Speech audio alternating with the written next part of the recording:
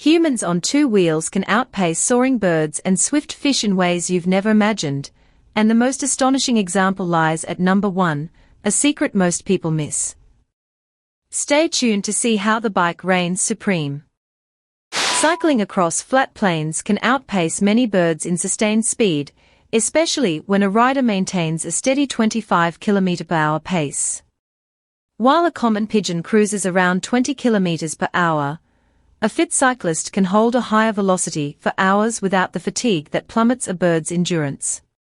This advantage stems from the bike's ability to store kinetic energy in its rotating wheels, turning each pedal stroke into continuous forward motion. The result is a smoother, longer-lasting thrust than the intermittent wing beats of most avian travelers. Up next, we'll explore how cyclists achieve remarkable energy efficiency over marathon distances. Imagine covering 100 kilometers on a bike while burning fewer calories than a fish swimming the same distance, a scenario that highlights the bike's superior energy conversion. Research indicates that a cyclist expends roughly 0.05 kilocalories per kilometer per kilogram of body weight, whereas a fish must use about twice that amount to propel itself through water's dense medium. The low rolling resistance of tires and the mechanical advantage of gears mean that human legs can translate effort into motion with remarkable thrift. This efficiency becomes especially striking on long, uninterrupted routes where the bike's momentum carries the rider forward with minimal added work. Next, we'll uncover how the bike's aerodynamic shape trims drag even more than many birds' feathers. Surprisingly, the sleek geometry of a modern bike reduces drag more than many birds' feather arrangements, especially at speeds above 30 km/h. Wind tunnel tests have shown that a well-designed frame can achieve a drag coefficient as low as 0.25, whereas a typical gull's body registers around 0.30 in comparable conditions. The streamlined tubes, tucked cables, and rider's aerodynamic posture all cooperate to slice through air with minimal resistance.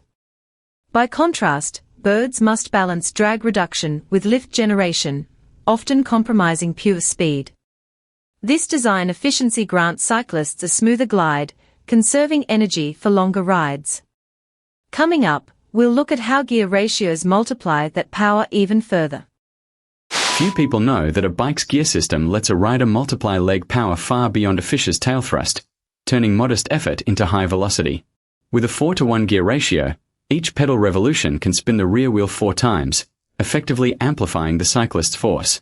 In contrast, a fish's tail can only push against water once per stroke, limiting its speed boost. This mechanical leverage enables cyclists to sustain speeds that would otherwise demand impossible muscular output, especially on inclines where gear selection optimizes torque. The result is a versatile machine that adapts to terrain while maintaining efficiency. Stay tuned as we reveal a hidden feature in modern e-bikes that captures even more energy. Hidden in modern e-bikes is regenerative braking that captures kinetic energy, something birds can't reclaim once they descend. When a rider slows down, the motor operates as a generator, feeding electricity back into the battery and extending range by up to 15%, according to several studies. This reclaimed power reduces the need for frequent charging, mirroring how some migratory birds store fat before long flights, yet the bike does it instantly and repeatedly. The technology turns every stop into a micro-recharge, boosting overall travel efficiency without additional effort from the rider. Up next, we'll examine how the humble tire design further slashes resistance compared to aquatic locomotion. Even the thinnest road tire rolls with friction far lower than a fish's drag in water, granting cyclists a notable speed edge. Laboratory measurements suggest that high-pressure road tires can have rolling resistance coefficients below 0.004, whereas a fish moving at 5 km/h experiences drag forces many times greater due to water's viscosity. This disparity means a cyclist can maintain a given speed with a fraction of the energy a fish must expend to stay afloat and move forward. The smooth rubber-to-asphalt contact minimizes energy loss, allowing riders to travel farther on the same caloric input.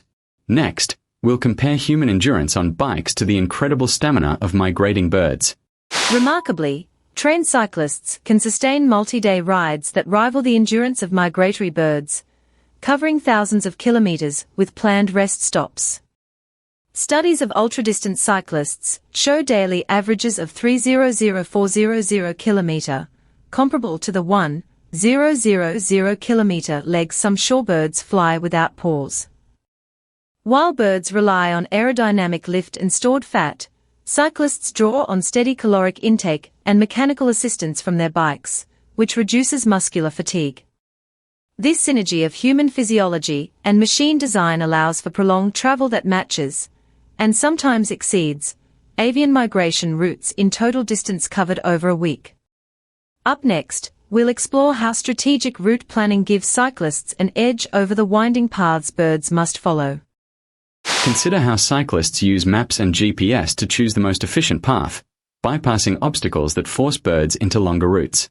By analyzing elevation profiles, traffic patterns, and wind direction, riders can plot courses that minimize energy expenditure, often selecting smoother roads over rugged terrain. Birds, however, must navigate natural landscapes, contending with wind currents, predators, and geographic barriers that lengthen their journeys. This human-driven optimization can shave tens of kilometers off a trip, translating directly into saved calories and time. In the next segment, we'll uncover the power of group dynamics, how drafting in a peloton boosts speed even further. When riders form a peloton, the drafting effect can shave seconds off every kilometer, a trick birds only achieve in massive flocks. By riding closely behind a teammate, a cyclist reduces wind resistance by up to 40%, allowing the group to maintain higher average speeds with less effort. This cooperative strategy mirrors the V-formation of geese, yet on a bike the benefit is amplified by the solid, continuous slipstream created by wheels and frames. The collective energy savings enable cyclists to conquer hills and long distances that would be daunting alone. Finally, we'll reveal the ultimate synthesis of human stamina and bike engineering that eclipses both avian flight and aquatic swimming. Finally, the combination of human stamina and bike engineering creates an efficiency that eclipses both bird flight and fish swimming on a per-energy basis, as demonstrated by recent comparative studies. When accounting for calories burned per kilometer, cyclists often outperform birds and fish by a factor of 2 or more, thanks to low rolling resistance, aerodynamic frames, and mechanical gearing that amplify power. Moreover, the bike's ability to store kinetic energy in its wheels and recover it through regenerative systems pushes the efficiency envelope even further. This hybrid synergy showcases how human ingenuity, paired with simple yet powerful machinery, can surpass nature's own transport specialists. The result is a testament to our capacity to innovate and travel with astonishing grace.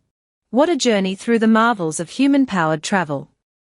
We've seen how sleek frames, clever gearing, and even group drafting let cyclists eclipse the speed and efficiency of birds in the sky and fish in the water.